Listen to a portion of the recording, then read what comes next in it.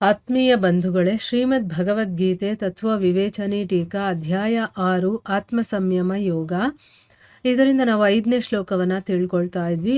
ಓದ ಭಾಗದಲ್ಲಿ ನಾವು ತನ್ನಿಂದ ತಾನೇ ಉದ್ಧಾರ ಮಾಡ್ಕೊಳ್ಳೋದು ಅಂತಂದರೆ ಏನು ಅನ್ನುವಂಥ ಪ್ರಶ್ನೆಗೆ ಉತ್ತರವನ್ನು ತಿಳ್ಕೊಳ್ತಾ ಇದ್ವಿ. ಏನು ಅಂತಂದರೆ, ಜೀವಿ ಅಜ್ಞಾನಕ್ಕೆ ವಶನಾಗಿ ಅನಾದಿ ಕಾಲದಿಂದ ದುಃಖಮಯವಾದಂಥ ಈ ಸಂಸಾರ ಸಾಗರದಲ್ಲಿ ಮುಳುಗಿ ಹೇಳ್ತಾ ಇದ್ದಾನೆ. ಬೇರೆ ಬೇರೆ ರೀತಿಯ ಒಳ್ಳೆ ಕೆಟ್ಟ ಯೋನಿಗಳಲ್ಲಿ ಅಲೀತಾ ಬೇಕಾದಷ್ಟು ಭಯಾನಕವಾದಂಥ ಕಷ್ಟಗಳನ್ನು ಕೂಡ ಸಹಿಸ್ಕೊಳ್ತಾ ಇದ್ದಾನೆ. ಈ ರೀತಿಯ ದೀನವಾದ ಸ್ಥಿತಿಯನ್ನು ನೋಡಿ ಭಗವಂತ ಏನು ಮಾಡ್ತಾನೆ, ಅವನು ಸಾಧನೆಯನ್ನು ಮಾಡೋದಕ್ಕೆ ಉಪಯೋಗವಾಗಿರುವಂಥ ಮತ್ತು ದೇವತೆಗಳಿಗೂ ಕೂಡ ದುರ್ಲಭವಾಗಿರುವಂಥ ಮನುಷ್ಯ ಶರೀರವನ್ನು ಅವನಿಗೆ ಕೊಟ್ಟು ಅದರಿಂದ ಏನು ಮಾಡ್ಬೋದು, ಅವನು ಸಾಧನೆಯನ್ನು ಮಾಡಿ ಒಂದೇ ಜನ್ಮದಲ್ಲಿ ಸಂಸಾರ ಸಾಗರದಿಂದ ಅವನು ಪಾರಾಗಿ ಭಗವಂತನನ್ನು ಅವನು ಪಡ್ಕೋಬೋದು ಅಂತ ಒಂದು ಅವಕಾಶವನ್ನು ಕೊಟ್ಟಿದ್ದಾನೆ. ಅದಕ್ಕೋಸ್ಕರನೇ ಮನುಷ್ಯ ಮಾನವ ಜೀವನದ ಈ ಒಂದು ದುರ್ಲಭ ಅವಕಾಶವನ್ನು ವ್ಯರ್ಥವಾಗಿ ಕಳೆಯದೆ ಕರ್ಮಯೋಗ ಅಥವಾ ಸಾಂಖ್ಯಯೋಗ ಅಥವಾ ಭಕ್ತಿ ಯೋಗ ಯಾವುದಾದ್ರೂ ಒಂದು ಸಾಧನೆಯಲ್ಲಿ ತನ್ನನ್ನು ತಾನು ತೊಡಗಿಸ್ಕೊಂಡು ಈ ಜನ್ಮವನ್ನು ಸಾರ್ಥ ಮಾಡ್ಕೋಬೇಕು. ಈ ರೀತಿ ಮಾಡ್ಕೊಳ್ಳೋದಿದೆಯಲ್ಲ, ಇದನ್ನ ತನ್ನಿಂದ ತನ್ನ ಉದ್ಧಾರ ಮಾಡ್ಕೊಳ್ಳೋದು ಅಂತ ಹೇಳೋದು ಅಂತ ತಿಳ್ಕೊಂಡ್ವಿ. ಈಗ ಇದಕ್ಕೆ ವಿಪರೀತವಾಗಿ ರಾಗದ್ವೇಷ, ಕಾಮ, ಕ್ರೋಧ ಮತ್ತು ಲೋಭ, ಮೋಹ ಇಂಥ ದೋಷಗಳಲ್ಲಿ ಸಿಕ್ಕಾಕೊಂಡು ಬೇರೆ ಬೇರೆ ರೀತಿಯ ದುಷ್ಕರ್ಮಗಳನ್ನು ಮಾಡೋದು. ಅಂದರೆ ಈಗ ನಾವು ಬೇರೆಯವರನ್ನ ಪ್ರೀತಿಸೋದಾಗಿರ್ಬೋದು, ದ್ವೇಷಿಸೋದಾಗಿರ್ಬಹುದು, ಕಾಮ, ಕ್ರೋಧ, ಲೋಭ, ಮೋಹ ಇಂಥದ್ರಲ್ಲೆಲ್ಲ ಸಿಕ್ಕಾಕೊಂಡು ನಾವು ಕೆಟ್ಟ ಕೆಲಸಗಳನ್ನು ಮಾಡೋದು. ಅದರ ಫಲಸ್ವರೂಪ ಏನಾಗುತ್ತೆ, ಮನುಷ್ಯ ಶರೀರದ ಪರಮ ಫಲವಾದಂತಹ, ಅಂದರೆ ನಮಗೆ ಮನುಷ್ಯ ಶರೀರ ಸಿಕ್ಕಿರೋದೇ ಏನನ್ನು ಪಡ್ಕೊಳ್ಳೋದಕ್ಕೆ, ಭಗವಂತನ ಪ್ರಾಪ್ತಿ. ಆ ಭಗವಂತನನ್ನು ಪಡ್ಕೊಳ್ಳೋದ್ರಿಂದ ವಂಚಿತನಾಗಿದ್ದು ಮತ್ತೆ ಏನಾಗುತ್ತೆ, ಇಂಥ ಕೆಟ್ಟ ಕೆಲಸಗಳನ್ನು ಮಾಡೋದ್ರಿಂದ ಅದರ ಫಲ ಏನಾಗುತ್ತೆ, ಹಂದಿ, ನಾಯಿ ಇಂಥ ಯೋನಿಗಳಲ್ಲಿ ಹುಟ್ಟೋದಕ್ಕೆ ಕಾರಣವಾಗುತ್ತೆ. ಈ ಮನುಷ್ಯ ಶರೀರ ಸಿಕ್ಕಿರೋದು ಭಗವಂತನ ಪ್ರಾಪ್ತಿಗೋಸ್ಕರ. ಅದಕ್ಕೆ ನಾವು ಒಳ್ಳೆ ರೀತಿ ಯೋಚನೆ ಮಾಡಬೇಕು, ಒಳ್ಳೆ ಚಿಂತನೆಗಳನ್ನು ಮಾಡಬೇಕು.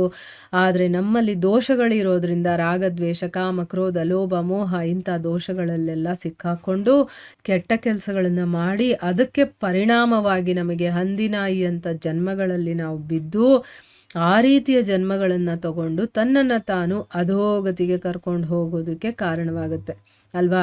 ಇಂಥ ಯೋನಿಗಳಲ್ಲಿ ಹುಟ್ಟೋದಕ್ಕೆ ಕಾರಣವಾಗೋದೇ ತನ್ನನ್ನು ತಾನು ಅಧೋಗತಿಗೆ ಕರ್ಕೊಂಡು ಹೋಗೋದು ಅಂತ ಹೇಳೋದು. ಈಗ ತನ್ನನ್ನು ತಾನು ಉದ್ಧಾರ ಮಾಡ್ಕೊಳ್ಳೋದು ಅಂತಂದರೆ ಏನು, ಈ ಮನುಷ್ಯ ಜನ್ಮವನ್ನು ನಾವು ಸಾರ್ಥಕತೆ ಪಡಿಸ್ಕೊಳ್ಳೋದಕ್ಕೆ ಯಾವುದಾದ್ರೂ ಒಂದು ಮಾರ್ಗವನ್ನು, ಭಕ್ತಿ ಮಾರ್ಗ, ಕರ್ಮಯೋಗ, ಸಾಂಖ್ಯಯೋಗ ಯಾವುದಾದ್ರೂ ಒಂದು ಮಾರ್ಗವನ್ನು ಹಿಡ್ಕೊಂಡು ಅದರಲ್ಲಿ ಸಾಧನೆಯನ್ನು ಮಾಡಿಕೊಂಡು ನಮ್ಮ ಜನ್ಮವನ್ನು ಸಾರ್ಥಕ ಪಡಿಸ್ಕೊಳ್ಳೋದನ್ನು ತನ್ನಿಂದ ತನ್ನ ಉದ್ಧಾರ ಮಾಡ್ಕೊಳ್ಳೋದು ಅಂತ ಹೇಳೋದು.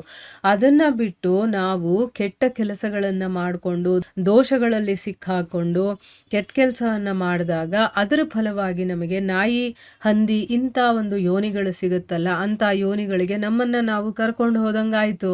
ಸೊ ಅಲ್ಲಿ ತನ್ನನ್ನು ತಾನು ಅಧೋಗತಿಗೆ ಕರ್ಕೊಂಡು ಹೋಗೋದು ಅಂತಂದರೆ ಅದು ಅರ್ಥ ಆಗುತ್ತೆ. ಇನ್ನು ಉಪನಿಷತ್ತಿನಲ್ಲಿ ಇಂಥ ಮನುಷ್ಯನನ್ನು ಆತ್ಮಹತ್ಯೆ ಮಾಡಿಕೊಳ್ಳೋನು ಅಂತ ಹೇಳಿ ಅವನ ದುರ್ಗತಿಯ ವರ್ಣನೆಯನ್ನು ಕೂಡ ಮಾಡಿದ್ದಾರೆ.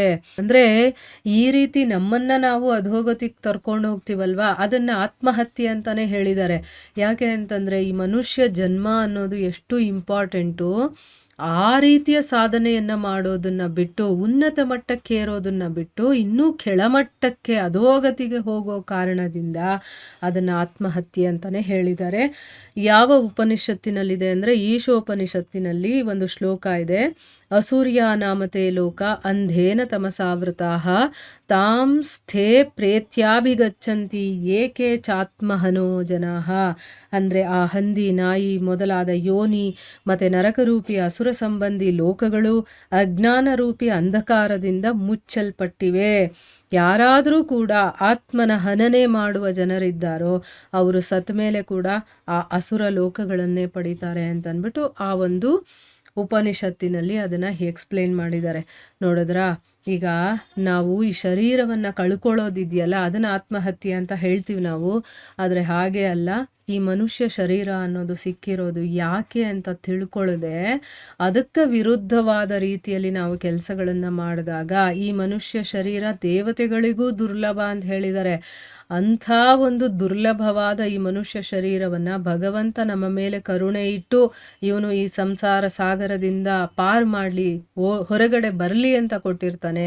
ಆದರೆ ಅದನ್ನು ನಾವು ತಿಳ್ಕೊಳ್ದೆ ಅದನ್ನು ಇನ್ನೂ ಒಂದಷ್ಟು ಅಧೋಗತಿಗೆ ಕರ್ಕೊಂಡು ಹೋಗ್ತೀವಲ್ವ, ಅದನ್ನು ಆತ್ಮಹತ್ಯೆ ಅಂತ ಹೇಳಿದ್ದಾರೆ.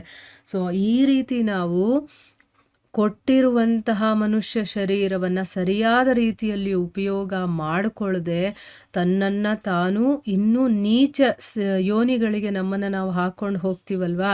ಈಗ ಭಗವಂತ ಮನುಷ್ಯ ಶರೀರ ಕೊಟ್ಟಿದ್ದಾನೆ ಅಂತಂದರೆ ನಮ್ಮ ಮೇಲೆ ಕರುಣೆ ಇಟ್ಟು ಕೊಟ್ಟಿರ್ತಾನೆ. ಇಲ್ಲ, ನಾನಿನ್ನೂ ಅಧೋಗತಿಗೆ ಹೋಗ್ತೀನಿ ಅಂತಂದ್ಬಿಟ್ಟು ಕೆಟ್ಟ ಕೆಲಸ ಮಾಡಿ ಇನ್ನೊಂದಷ್ಟು ಕೆಳಮಟ್ಟದ ಯೋನಿಗಳಿಗೆ ಹೋದಾಗ ಭಗವಂತನನ್ನು ತಿರಸ್ಕಾರ ಮಾಡ್ದಂಗೆ ಲೆಕ್ಕ ಆಯಿತು. ಆಮೇಲೆ ತನ್ನನ್ನು ತಾನು ಅಧೋಗತಿಗೆ ತಳ್ಕೊಂಡಂಗೂ ಆಯಿತು. ಸೊ ಈ ರೀತಿ ಮಾಡೋದು ಸರಿಯಲ್ಲ. ಇದನ್ನು ತನ್ನನ್ನು ತಾನು ಅಧೋಗತಿಗೆ ಕರ್ಕೊಂಡು ಹೋಗೋದು ಅಂತಲೇ ಹೇಳಿದ್ದಾರೆ. ಮತ್ತು ಇದನ್ನು ಆತ್ಮಹತ್ಯೆ ಅಂತ ಕೂಡ ಹೇಳಿದ್ದಾರೆ. ಈ ರೀತಿ ಆತ್ಮಹತ್ಯೆಯನ್ನು ಮಾಡಿಕೊಂಡವರು ಅಸುರ ಲೋಕಗಳನ್ನು ಪಡಿತಾರೆ ಅಂತ ಉಪನಿಷತ್ತುಗಳಲ್ಲಿ ಹೇಳಿದ್ದಾರೆ ಅಂತ ಕೂಡ ಇಲ್ಲಿ ವರ್ಣನೆ ಮಾಡಿದ್ದಾರೆ. ಇದರ ಮುಂದುವರಿದ ಭಾಗ ಇನ್ನೂ ಇದೆ, ಅದನ್ನು ನಾವು ಮುಂದಿನ ಭಾಗದಲ್ಲಿ ತಿಳ್ಕೊಳ್ಳೋಣ. ಹರೇ ಕೃಷ್ಣ.